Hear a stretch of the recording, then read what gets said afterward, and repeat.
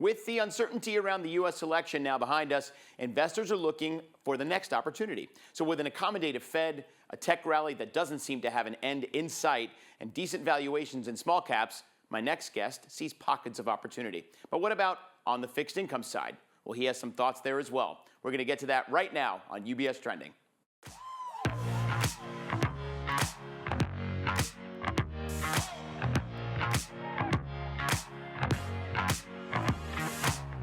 Hello again, everyone. Thank you for joining us. I'm Anthony Pastore, and this is UBS Trending. Please join me in welcoming a guest back to the studio who needs no introduction. He's been a frequent friend of ours and a frequent guest, Eddie Gabor, co-founder and CEO of Key Advisors Wealth Management. Eddie, it's always a pleasure to have you join the show with us. Thanks for being here. Thank you for having me. Yeah, my pleasure. So it's been a couple of months since you've been on with us, Eddie, and a lot has changed through the summer and obviously the election. So that's behind us. And we did obviously see on the equity side a pretty strong post-election rally. So the question is, where do you see this going when we're talking about the equity side of the market? What do we expect now for the next couple of months into next year? So I think as we look out to the first quarter of next year, I think the equity markets are going to stay extremely resilient and continue to trend high.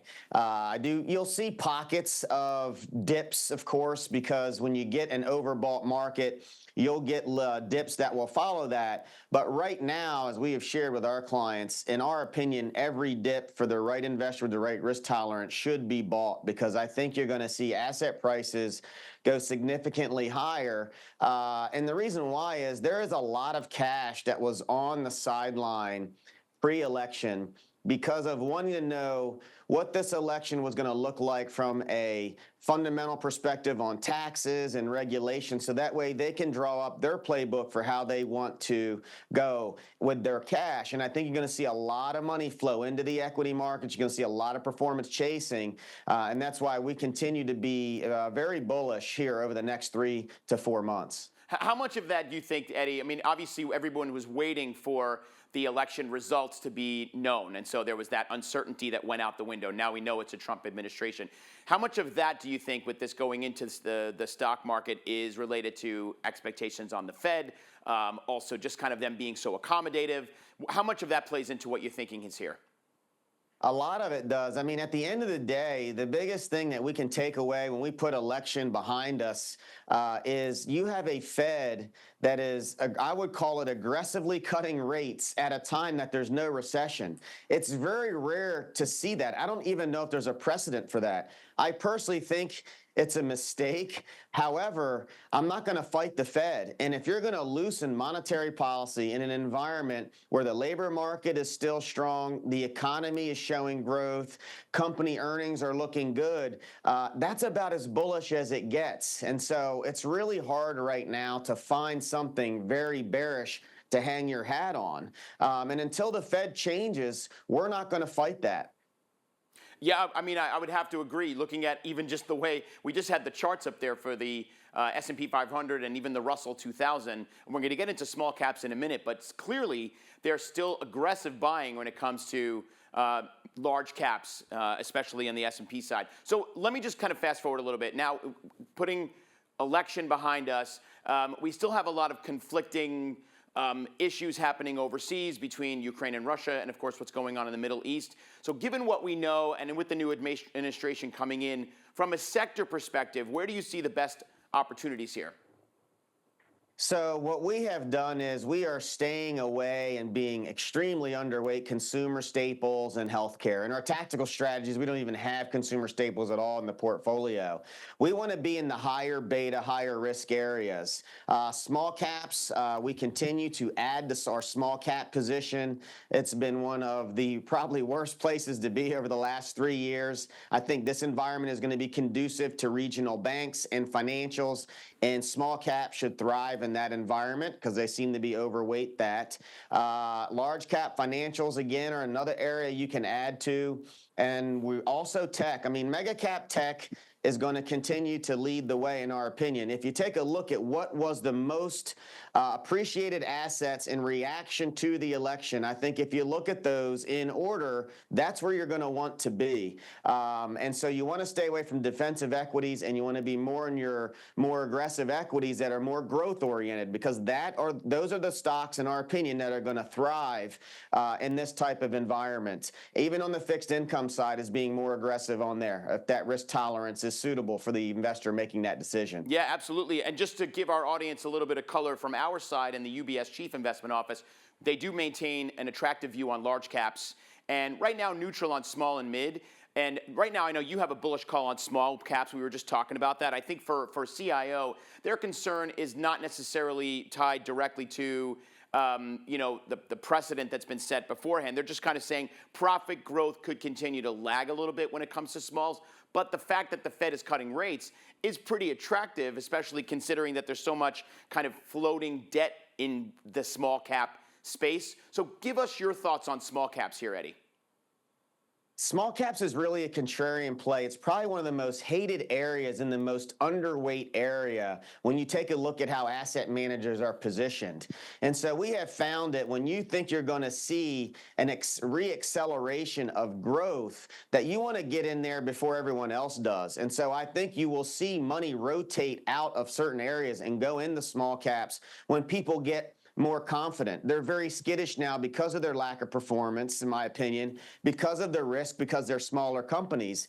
But again, when you look at regional banks and financials that are a big component of small caps, and you have the Fed cutting the short end, but the long end is continuing to actually increase, from a business model perspective, financial companies can make a lot of money in that environment where they're lending out at a much higher rate than they're having to pay their clients. So I think it's a really good setup for small caps, and I think you will see a performance chase there, and those folks that are probably underweight will probably go more to neutral to overweight as we get into January and February of next year. Yeah, especially after you look at the chart. I mean, there was a lot of volatility from maybe late winter, spring, up until right around the election, and now we're seeing some pretty strong performance in there. Thanks, Eddie.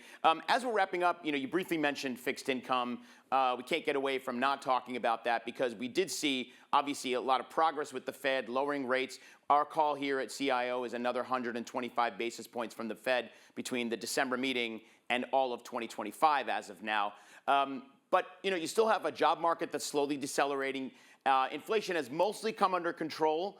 We're kind of around that 2.4% mark, pretty close to the Fed's inflation expectations. So what's the story behind them? What is the bond market telling you here? Because equities is one story, but bonds is another. In my opinion, the bond market is telling me that the Fed is making a policy mistake by cutting so aggressively. If you look at the chart on the 10-year, it has gone straight up since they started cutting rates. And when you cut interest rates, you are basically, in my opinion, stimulating the economy, and you're going to cause asset prices to go up. This is what you're seeing with stocks. So if they cut in December and then they also cut in January or in the beginning of next year, our biggest concern that we are seeing a very high probability of happening is you're going to see inflation reaccelerate, and the Fed is going to have to pause on cutting rates. And the biggest fear we have is if it gets too hot, they have to raise rates next year.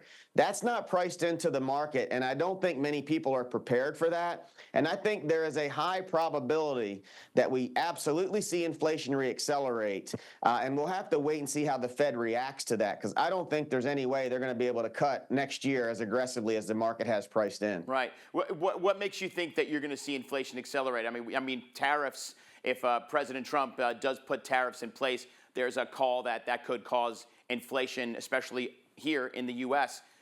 Is that part of the story, or is there something else that's going on there? So you have that. You have the Middle East and overseas issues that are going to continue to keep energy prices high.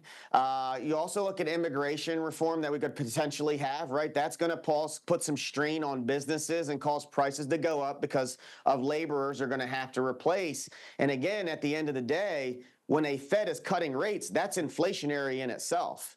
And so when you take a look at all those components, I don't see how asset prices don't accelerate with all of those things happening. So it's going to be to me, it's very reminiscent of what happened in the late 70s when they thought they beat inflation, they took their foot off the gas, and then we had a reacceleration that had to cause them to raise rates and kill the economy to get things back in line. I hope it's not that extreme, but there's a lot of similarities between those two time periods. Yeah, Eddie, thank you very much. Appreciate your views there and backing it up with some real catalysts. So thank you very much, Eddie Gabor. Always a pleasure to have you.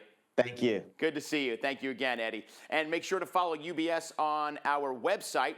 You can visit there for more information, ubs.com/views. Lots of content coming out of our chief investment office. Plus, we're all over social media, all the major channels, including Instagram. You can follow us at UBS Trending. Lots of content there for you to peruse. And as always, if you have any questions about what we spoke about today, make sure you're contacting your financial advisor. Until next time, I'm Anthony Pastore. We wish you a great rest of your day. And remember to keep your eyes on what's trending. We'll see you soon.